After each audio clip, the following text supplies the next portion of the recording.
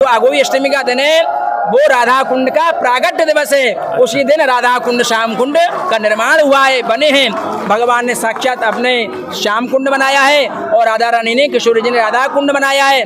उसी दिन से किशोरी जी ने यहाँ वरदान दिया है, आज यदि आज के दिन कोई भी निसंतान दंपत्ति जिनके यहाँ वंश में वृद्धि नहीं होती है, आज के दिन यदि रात्रि काल में यहाँ आकर के जी जो व्रत हम रखेंगे वो 25 की सुबह रखेंगे, 24 को प्रातः से ही आप लोग माता बहनें व्रत करेंगी। जैसा कि आप जानती हैं सभी माता बहनें, वो अघोई माता का व्रत होता है। अघोई माता के व्रत में और जो लोग स्नान करने के लिए राधा कुंड में माता बहनें आएंगी, विशेष करके अपने केशों को सुबह से खुले रखें, मन में किशोरी जी का चिंतन करें और एक राधा कृपा कटाक्ष स्तोत्र का पाठ अवश्य। विशेष करके उस दिन जिन दंपत्तियों के, स्त्री पुरुषों के पुत्र नहीं होते हैं, होके मर जाते हैं, लड़की होती हैं, उनके संतान नहीं होती हैं, एक बार को आशा निराशा में बदल जाती है, ऐसे लोगों को यहाँ देखा है जिनके 20-25 वर्ष हो जाती हैं, हताश हो जाते हैं। परंतु हमारी किशोरी जी के श्री चरणों में आकर के यहाँ स्नान ध्यान करने से और रात्रि को जो स्नान करते हैं,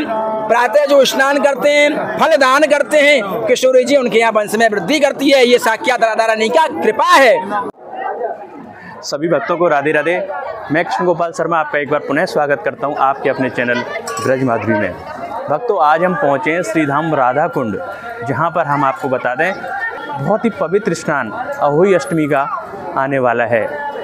अघोई अष्टमी का स्नान क्यों किया जाता है और इसको करने की क्या विधि है और इसको इस वर्ष कब मनाया जाएगा, वो सब जानकारी प्राप्त करने के लिए हम पहुँचे हैं श्रीधाम राधा कुंड। और हम आपको बता दें, ऐसा कहा जाता है कि जो भी अघोई अष्टमी के दिन स्नान करता है उसको संतान की प्राप्ति होती है।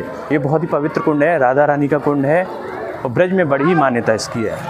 आप सबसे पहले दर्शन कीजिए श्रीधाम राधा कुंड के, बहुत ही पवित्र है। और हमारे जो संत हैं उन्होंने इसका बहुत ही सुंदर महिमा बखान की है। हमारे विनोद बाबा जी महाराज हैं, रमेश बाबा जी महाराज हैं, और भी जो संत हैं वो इस कुंड की बहुत महिमा बताते हैं, श्रीधाम राधा कुंड की, इसकी क्या महिमा है और यहाँ पर संतान प्राप्ति के लिए क्या क्या विधि हैं, उन सब को जानने के लिए हम श्रीधाम राधा कुंड पहुँचे हैं। और कब अघोई अष्टमी का स्नान होगा उसको जानने के लिए भी हम राधा कुंड पहुँचे हैं। तो आइए चलते हैं संगम पर राधा कुंड के और कृष्ण कुंड के, जहाँ पर हम और आप पूरी जानकारी आज लेंगे। और भक्तों, आइए अब हम राधा कुंड और श्याम कुंड के संगम पर चलेंगे, जहाँ पर अपने गिरिराज प्रभु के दर्शन करेंगे और राधा कुंड की जो महिमा है उसको जानेंगे। और साथ ही साथ अघोई अष्टमी का जो व्रत है उस पर जो पवित्र स्थान श्रीधाम राधा कुंड में होता है उसके बारे में संपूर्ण जानकारी आज हम लेंगे। आप देख रहे होंगे कितना सुंदर ये कुंड है और बहुत ही सुंदर महिमा इसकी है। और भक्तों, हम जिस स्थान पर खड़े हैं वो संगम है। हम आपको बता दें ये राधा कुंड है और इसके बिल्कुल समीप में कृष्ण कुंड है। इसकी जो कथा है, मान्यता है, वो सब हम जानेंगे। सबसे पहले आप दर्शन कीजिए इधर राधा कुंड के और इधर जो है वो श्याम कुंड है। आप देख रहे होंगे किस तरह से जो भक्त आए हैं यहाँ पर श्रीधाम राधा कुंड पर दर्शन कर रहे हैं। और बहुत ही पवित्र स्थान अघोई अष्टमी का आने वाला है। उससे पहले हम आपको पूरी जानकारी इस स्थान की देंगे।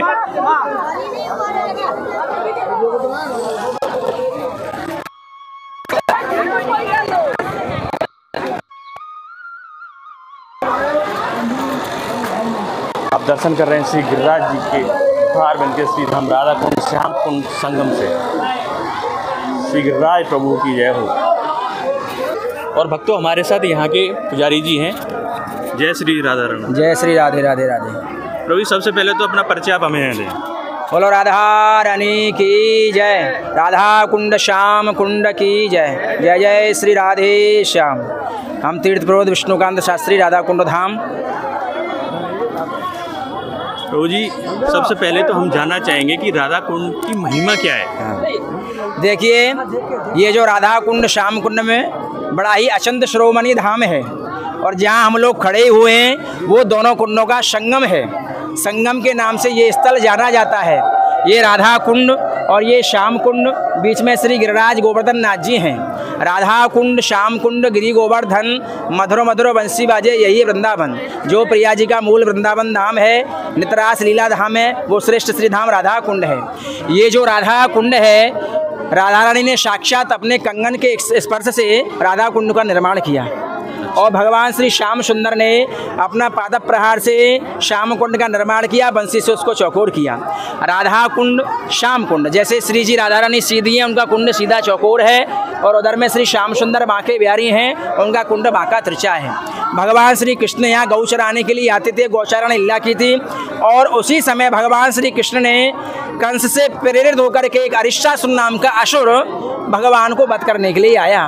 भगवान ने उसको यहाँ मुक्ति प्रदान की, उसका वध किया। यह बात राधा रानी किशोरी जी को अच्छी नहीं लगी। बोले प्रभु नमो ब्रह्मण्य देवाय गौ ब्राह्मणताय च जगतताय कृष्णाय गोविंदाय नमो नमः। किंतु हे गोविंद, आज तो आपने ठीक नहीं किया, आपने गौ के बिछड़े की हत्या की। हमारे सनातन धर्म में गौ ब्राह्मण सब पूजनीय होते हैं। बोलो क्या किया जाए? आप संसार के समस्त तीर्थों में जाकर के स्नान करिए। ठाकुर जी बोले अभी तो ब्रज में रहकर के बहुत सारी लीलाएं करनी है, ब्रज को छोड़ने का समय आया नहीं। यदि हे किशोरी जी आप आदेश करो सारे तीर्थों को यहीं प्रकट। तो भगवान श्री कृष्ण ने इसी जो अघोई अष्टमी वाले रोज, अष्टमी के दिन ही भगवान श्री कृष्ण ने सारे तीर्थों को यहाँ प्रकट किया है श्याम कुंड में, और सारे ही तीर्थों को बुला करके श्री ठाकुर जी ने स्नान किया है और पाप का प्रायश्चित किया है। राधा रानी के कहने पर भगवान के श्री चरणों में सारे तीर्थ आ गए। इधर में श्री राधा रानी को ठाकुर जी बोले आप भी स्नान करिए। बोले नहीं प्रभु, मैं अपना अलग कुंड बनाऊंगी। तो किशोरी जी ने ललता, विशाखा, चित्रा, चंपकलता, इंद्रलेखा, तुंगभद्रा अष्ट सखियों की सहायता से राधा कुंड को खोदा। सखियों ने बहुत खोदने लगी, उसमें जल नहीं आया। भगवान तो अंतर्यामी हैं, बोलो बिना किशोरी जी के रह नहीं सकते। बोलो क्या किया जाए? तो सारे तीर्थों को भगवान ने आदेश किया, जो भी ब्रज वृंदावन में आते हैं जब तक राधा रानी कृपा प्राप्त नहीं करते हैं, उनके चरण धूल मस्तक पे नहीं रखते हैं, उनका ब्रज में आना सार्थक नहीं होता। बोले आपने मुझको तो स्नान कराया, बोले मेरी स्वामिनी श्री राधा रानी है, आप जाकर के राधा रानी को, किशोरी जी को और समस्त गोपियों को स्नान कराइए। सभी तीर्थों ने, सभी देवताओं ने अपना अहोभाग्य मान करके इधर राधा कुंड में आए हैं।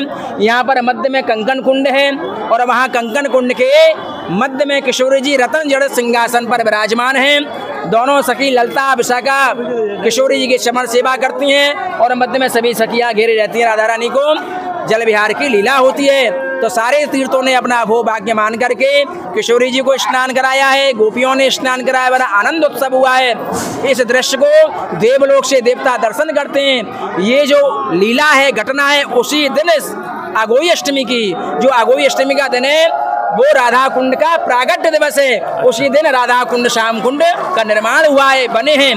भगवान ने साक्षात अपने श्याम कुंड बनाया है और राधा रानी ने, किशोरी जी ने राधा कुंड बनाया है। उसी दिन से किशोरी जी ने यहाँ वरदान दिया है, यदि आज के दिन कोई भी निसंतान दंपत्ति जिनके यहाँ वंश में वृद्धि नहीं होती है, आज के दिन यदि रात्रि काल में यहाँ आकर के, रात्रि काल में खाली ऐसा ही नहीं है खाली 12 बजे स्नान हो, नहीं, ब्रह्म मुहूर्त तक स्नान चलेगा। कोई इसे शंका में, गलत फहमी में ना रहे, खाली केवल 12 बजे स्नान होता है ऐसा नहीं है। बहुत भीड़ रहती है। अपने स्वास्थ्य को देखते हुए, सारी व्यवस्थाओं को देखते हुए आप लोग 24 तारीख को अष्टमी के रोज अर्धरात्रि से 12 बजे से स्नान शुरू होगा और प्रातः काल तक स्नान चलेगा। 24 तारीख की रात को, 24 तारीख की रात को अघोई अष्टमी को। अच्छा जी, तो मतलब 25 की सुबह तक चलेगा। हाँ, ब्रह्म मुहूर्त तक स्नान चलेगा। कोई भी ऐसा ना हो कि खाली 12 बजे स्नान होता है, नहीं, ऐसा नहीं है। ब्रह्म मुहूर्त तक स्नान चलेगा। सभी लोग, जिन लोगों के संतान नहीं है विशेष करके, वैसे तो राधा रानी सबकी मनोकामना पूर्ण करती है। बोलो यम यम काम्यते कामम तम तम प्राप्नोति साधक। श्री राधा कृपा कटाक्षिणो भक्ति साध प्रेम लक्षणा। शास्त्र कहते हैं जो साधक जिस भाव के साथ में इस अघोई अष्टमी वाले दिन, इस महापर्व में अपने स्नान करते हैं, अर्चन करते हैं, दर्शन बंदन पूजन करते हैं राधा कुंड श्याम कुंड में, किशोरी जी उनके भाव के अनुरूप उनकी मनोअभिलाषा पूर्ण करती हैं। विशेष करके उस दिन जिन दंपत्तियों के, स्त्री पुरुषों के पुत्र नहीं होते हैं, होके मर जाते हैं, लड़की होती हैं, उनके संतान नहीं होती हैं, एक बार को आशा निराशा में बदल जाती है। ऐसे लोगों को यहाँ देखा है जिनके 20-25 वर्ष हो जाती हैं, हताश हो जाते हैं, परंतु हमारी किशोरी जी के श्री चरणों में आकर के यहाँ स्नान ध्यान करने से और रात्रि को जो स्नान करते हैं, प्रातः जो स्नान करते हैं, फल दान करते हैं, किशोरी जी उनके यहाँ वंश में वृद्धि करती है। ये साक्षात राधा रानी का कृपा है, ठीक है ना।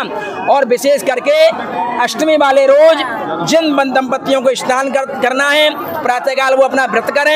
व्रत करने के पश्चात में जो है नहीं राधा रानी का मन में स्मरण करें, अघोई माता का व्रत करें, अघोई माता का पूजन करें और जिन वस्त्रों से वो स्नान करेंगे राधा कुंड में, ये महत्व समझ लीजिए। जिन जन तक मेरा संदेश जा रहा है, ये नियम है, नियमावली है। जिन वस्त्रों को वो लोग अब पहन करके स्नान करेंगे, वो वस्त्र यहीं पर तुमको त्याज्य करने पड़ते हैं। उन्हीं वस्त्रों के साथ में जो भी आपकी कोई किसी भी प्रकार का मतलब कोई ग्रह दोष होता है वो यहाँ विसर्जन होता है। फिर नए भाव से राधा रानी किशोरी जी कृपा करती हैं तो उनके यहाँ वंश में वृद्धि होती है।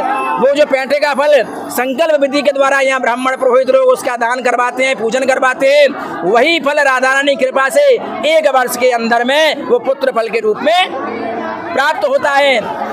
ये राधा रानी की बड़ी अहति की कृपा है, बड़ी श्रद्धा से, भक्ति से, प्रेम से आए। क्योंकि जो राधा कुंड कोई साधारण नहीं है। ब्रज का श्रोम, वैसे तो हमारा पूरा ब्रजमंडल श्रोमणीय है, परंतु विशेष करके यहाँ राधा रानी किशोरी जी जल के रूप में निवास करती हैं। बोलो राधा कुंड, श्याम कुंड, युगल धाम साक्षात राधा रानी के ही स्वरूप हैं। शास्त्र कहते हैं कि यथा राधा प्रिया विष्णु तस्यम कुंडम प्रियम तथा सर्व गोपी सुशैवैका नाम विष्णु अत्यंत बल्लभा। राधा कुंड क्यों श्रेष्ठ है? भगवान श्री नंदनंदन यशोदानंदन ब्रजेंद्र नंदन कहते हैं, हे किशोरी जी, हे राधा रानी, हे ब्रज की अधिष्ठात्री, हे वृंदावनाधीश्वरी, जिस प्रकार आप मुझको प्रिय हो, आपसे भी अत्यधिक अत्यधिक आपके कर कमलों से बना हुआ ये श्रीधाम राधा कुंड मुझको बड़ा प्रिय है। जो एक बार भक्त वैष्णव राधा कुंड की शरणागति ग्रहण करते हैं, उनके मनसा वाचा कर्मणा ताप पाप संध्या दैहिक दैविक भौतिक तीनों प्रकार के ताप विनिष्ट हो जाते हैं और उनको राधा रानी की अहेतु की कृपा प्राप्त होती है। ये तो हम संसारी हैं, इसलिए संसारिक कामना करते हैं। संत जन, यति जन, मुनि जन, वैष्णव जन जो भी किशोरी जी के चरण रज पाना चाहता हो, राधा रानी की कृपा पाना चाहता हो, राधा कुंड में आकर के एक बार स्नान ध्यान अर्चन पूजन बंदन अवश्य करें। राधा रानी कृपा उनको जरूर प्राप्त होगी। क्योंकि अष्टमी वाला दिन बहुत विशेष है यहाँ के लिए। वही राधा कुंड श्याम कुंड का प्रागट्य दिवस है। उसी दिन राधा कुंड श्याम कुंड बने हैं। उस दिन की मान्यता है, आपके साथ में बहुत भक्त वैष्णव तो स्नान करते हैं, परंतु देवलोक के देवता और जितने भी तीर्थ हैं उस दिन राधा कुंड में विराजमान रहते हैं। वो सभी मूर्तिमान होकर के श्री राधा कुंड में स्नान करते हैं और राधा रानी की कृपा प्राप्त करते हैं। ऐसी राधा कुंड की बड़ी अहत्य की कृपा, राधा कुंड की बड़ी दिव्य महिमा है। जितने भी हमारे आचार्य हुए हैं सबने बैठ करके यहाँ भजन किया है और राधा कुंड की महिमा का गुणगान किया है। वैसे तो राधा कुंड की महिमा बड़ी अलौकिक और बड़ी दिव्य है। बड़े बड़े आचार्यों के मौन शब्द मौन हो जाते हैं राधा कुंड की महिमा का वर्णन करने में, परंतु जिसपे किशोरी जी कृपा करती हैं, राधा कुंड वही आते हैं, वृंदावन वही आते हैं, यहाँ दर्शन करने वही आते हैं जिन पर किशोरी जी कृपा करती हैं। बिना किशोरी जी कृपा के ब्रज में आना नहीं होता है। वो लोग बड़े भाग्यशाली हैं, वो लोग बड़े धन्य हैं जो एक बार राधा कुंड की शरणागति ग्रहण करते हैं। ये जो कार्तिक का महीना है बड़ा ही पुण्य फलप्रदायी है। इस महीने में बड़े दूर दराज से सभी भक्त वैष्णव आए हुए हैं। 1 मास नियम व्रत सेवा यहाँ होती है हमारे राधा कुंड में। बड़ी अच्छे ढंग से सभी वैष्णव राधा कुंड के तट में बैठ कर हरि नाम करते हैं, स्नान करते हैं, तुलसी पूजन करते हैं और सभी भक्त वैष्णवों का श्रीमद् भागवत जी का पाठ श्रवण करते हैं और अपने मानव जीवन को सफल बनाते हैं। ऐसी राधा कुंड की बड़ी दिव्य अलौकिक महिमा है। एक बार सभी राधा कुंड में आकर के अपनी अर्जी श्री जी के चरणों में लगाएं। सभी को हमारा जय श्री कृष्ण, जय श्री राधे, जय राधा कुंड धाम, जय जय श्री राधे। बहुत सुंदर जानकारी दी प्रभु जी आपने। एक प्रश्न आपसे है, जो व्रत हम रखेंगे वो 25 की सुबह रखेंगे, 24 को ही, 24 को प्रातः से ही आप लोग माता बहनें व्रत करेंगी। जैसा कि आप जानती हैं सभी माता बहनें, वो अघोई माता का व्रत होता है। अघोई माता के व्रत में और जो लोग स्नान करने के लिए राधा कुंड में माता बहनें आएंगी, विशेष करके करके अपने केसों को सुबह से खुले रखें, मन में किशोरी जी का चिंतन करें और एक राधा कृपा कटाक्ष स्तोत्र का पाठ अवश्य करें, क्योंकि उसका पाठ करने से साक्षात राधा रानी कृपा करती हैं। पहला श्लोक सुन लीजिए, वो बहुत पावरफुल है, बड़ी राधा रानी की महती कृपा जिसपे होती है, वो कृपा कटाक्ष राधा रानी को राधा कुंड के तट पर बैठकर राधा रानी को सुनाते हैं। मुनीन्द्र वृंद वंदिते त्रिलोक शोकोहारिणी प्रसन्न वक्त्र पंकजे निकुंज भूविलासिनी ब्रजेन्द्र भानुनंदनी ब्रजेन्द्र शून संगते कदा करी शशि हमाम कृपा कटाक्ष भाजनम।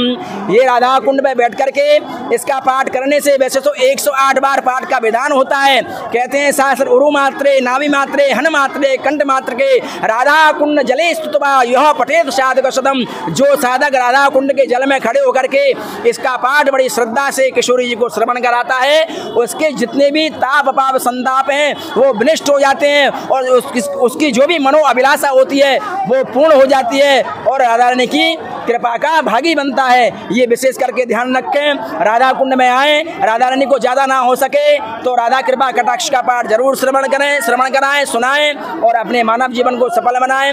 राधा रानी आप पर कृपा करेंगी। जय जय श्री राधे श्याम, जय हो जय हो। बहुत बहुत धन्यवाद, बहुत बहुत शुभकामनाएं आपके चैनल को। ऐसे ही राधा रानी का प्रचार प्रसार करते रहिए, ब्रज का प्रचार प्रसार दर्शन कराते रहिए। जय हो जय हो।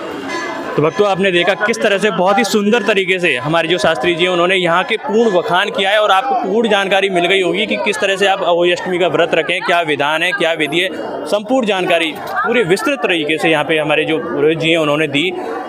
आप सभी जो भी भक्त आना चाहते हैं वो यहाँ पे आ सकते हैं। 24 तारीख की रात को और 25 तारीख की सुबह तक स्नान चलेगा, उसमें आप स्नान कर सकते हैं। तो ये सब जानकारी आज हमने आपको दी श्रीधाम राधा कुंड से। आप ज़्यादा से ज़्यादा हमारे वीडियो को शेयर करें ताकि और भी भक्तों को जानकारी मिल सके और हमारे चैनल को सब्सक्राइब करें। इसी के साथ आज श्रीधाम राधा कुंड से आप सभी को राधे राधे, जय श्री कृष्णा। बहुत बहुत धन्यवाद।